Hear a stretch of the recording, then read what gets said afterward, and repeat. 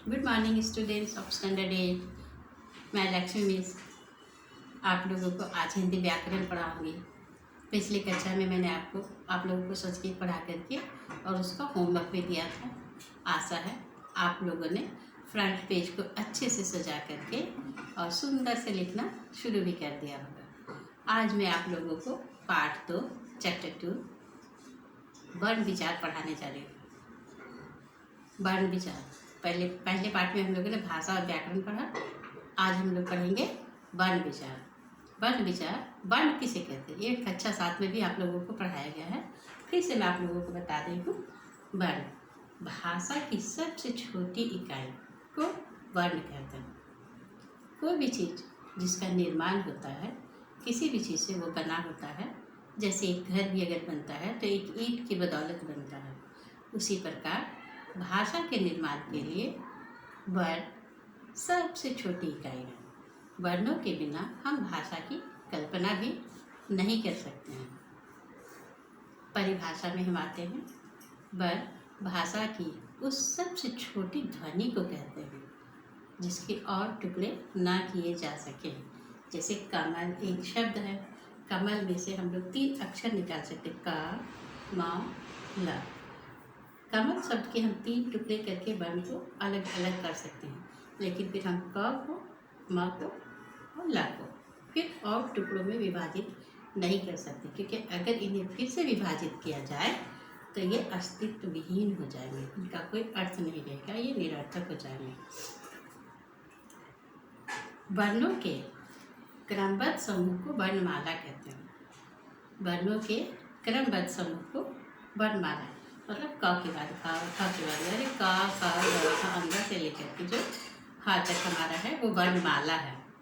तो वर्णों के व्यवस्थित समूह का अर्थ हो गया कि आप क के बाद ख लिखेंगे, ख के बाद ग, क के बाद आप च, ज, इस तरह से आप नहीं लिख सकते। तो वर्णमाला की परिभाषा क्या है? वर्णों के व्यवस्थित समूह को वर्णमाला कहते हैं। वर्ण कई प्रकार के, एक स्वर, व्यंजन, अयोगवाद, संयुक्त व्यंजन और अन्य। लेकिन प्रमुख रूप से हम लोग स्वर और व्यंजन की तरफ पहले बढ़ते हैं। वर्णमाला में वर्णों को प्रमुख 2 भागों में बांटा गया, स्वर और व्यंजन। स्वर वर्णों की संख्या 11 है, आ से लेकर के औ तक। स्वर वर्ण किसे कहते हैं?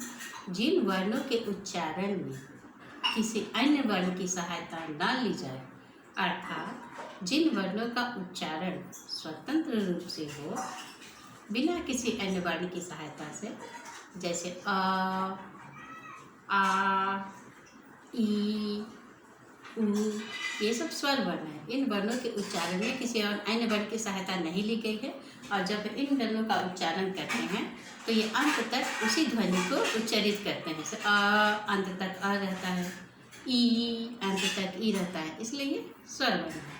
इनकी संख्या जैसा मैंने पहले बताया 11 है, आ से लेकर के औ तक, और अं और अ स्वर और व्यंजन के बीच की ध्वनि है, इसलिए इन्हें अयोगवाद कहते हैं। ये ना तो पूरी तरह से स्वर है और ना ही पूरी तरह से व्यंजन है, इसलिए इन्हें अयोगवाद कहते हैं। अब हम लोग आगे बढ़ते हैं। व्यंजन वर्ण।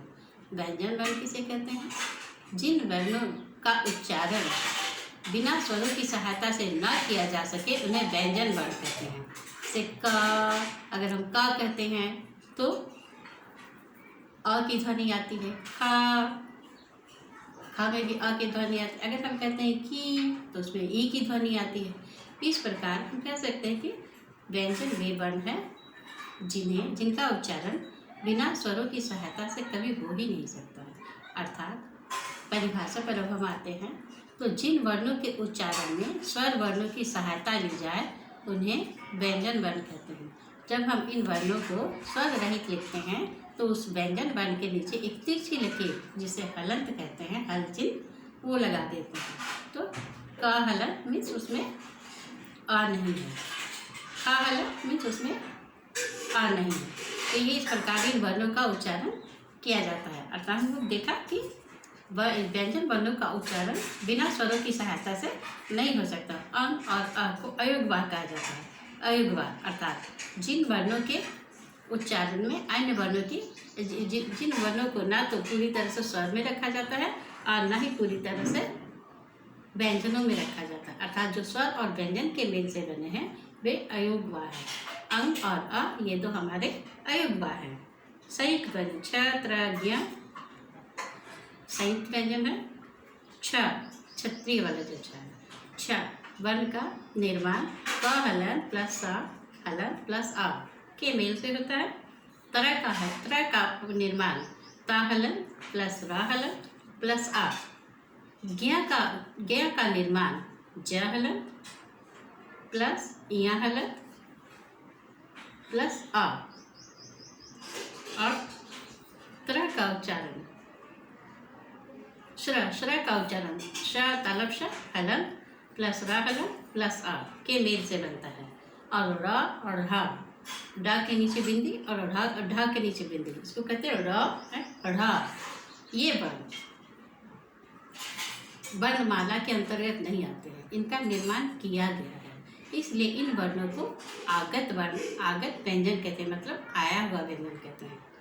बच्चों बाकी हम लोग अगली कक्षा में पढ़ेंगे वर्णों के भेद में, स्वर वर्णों के भेद, व्यंजन वर्णों के भेद और इत्यादि जो कुछ भी है, और हम लोग अगली कक्षा पढ़ेंगे। तब तक के लिए इसे ध्यानपूर्वक पढ़िए, अच्छे से रहिए, खुश रहिए। धन्यवाद।